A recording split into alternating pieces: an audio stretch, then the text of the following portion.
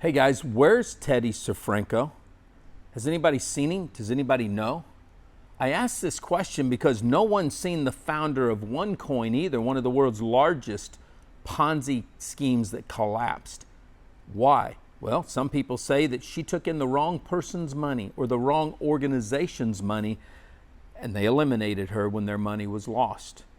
Well, this has been alleged as a money laundering situation, and if that's the truth, and one of these sponsors, one of these promoters lured the wrong people to put their money in here so they could wash it for them, and then Teddy lost it or absconded with it, he might be dead. Some other people might be looking at the same type of situation. That's the scary part about this. Here's the other scary part about this that just frustrates the fire out of me, is people that all of a sudden want to pretend that they had no clue what was going on. I saw where Holton Buggs had filed a motion with the court to raise his restraining order on all of this. And in there he alleges that, well, I don't have a formal education about investments, about Forex, but yet ever since he left Organo Gold, he's been trying to promote or launch or been a part of some pretty scammy type of crypto deals. Now, I can't just blame him, because when you leave a big check like Organo Gold and you're trying to start a company like iBoomerang, you might need some money. So you're trying to make this work. You also want to believe in your friends, and if you're believing in your friends, they can lead you astray if you don't pay attention. He alleges that a well-trusted employee told him about Trader's Domain. Well, he also is friends with Eric Worre, Mike Sims, Travis Bott, the list goes on and on. He's done business with people. So what happens is everybody does this. You know, somebody that was dear to my heart that was at one time with iBoomerang was a guy named Peter Hirsch, who committed suicide last year. I don't know why he commits suicide. I deal with this with people all the time because of PTSD and addictions.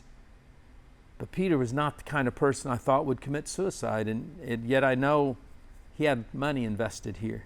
Maybe it all got lost. Maybe it was the money he was going to fund his company with or send his kids to school. We don't know. But if y'all want to go around there and pretend that you're ignorant, then you're more stupid than I thought you were. I don't care if it's Holton Buggs, Eric Worre, Mike Sims, man, the list goes on and on. I mean, Jack Fullen, I don't care who you are. You can be male or female and pretend you're ignorant when you're not.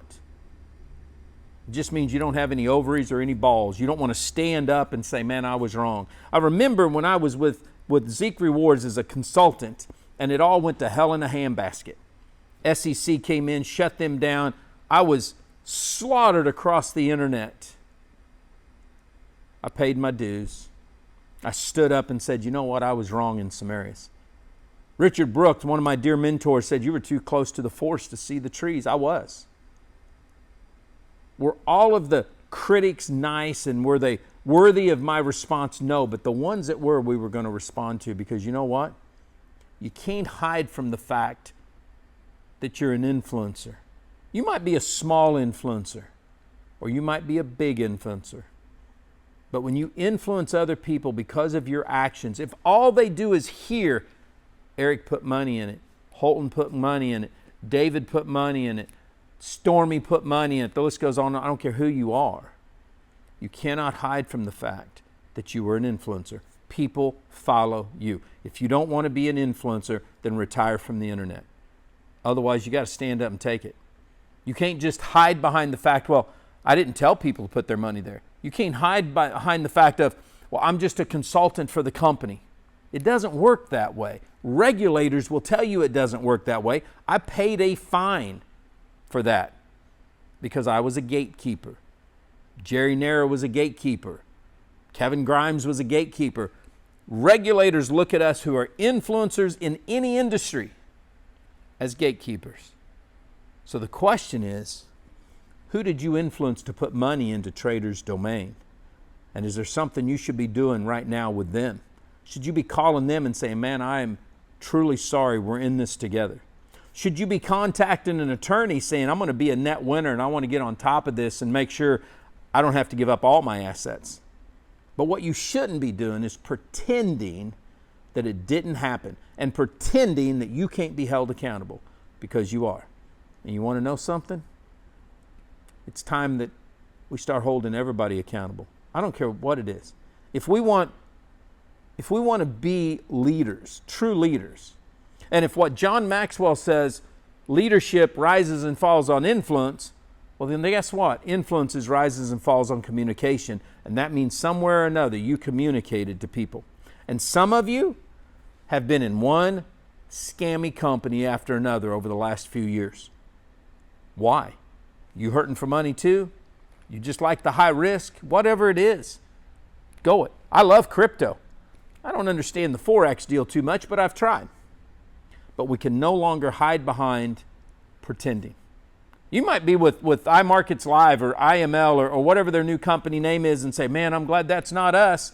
But is it? Are you marketing the same way? Are you in another country you shouldn't be in, marketing your product to them?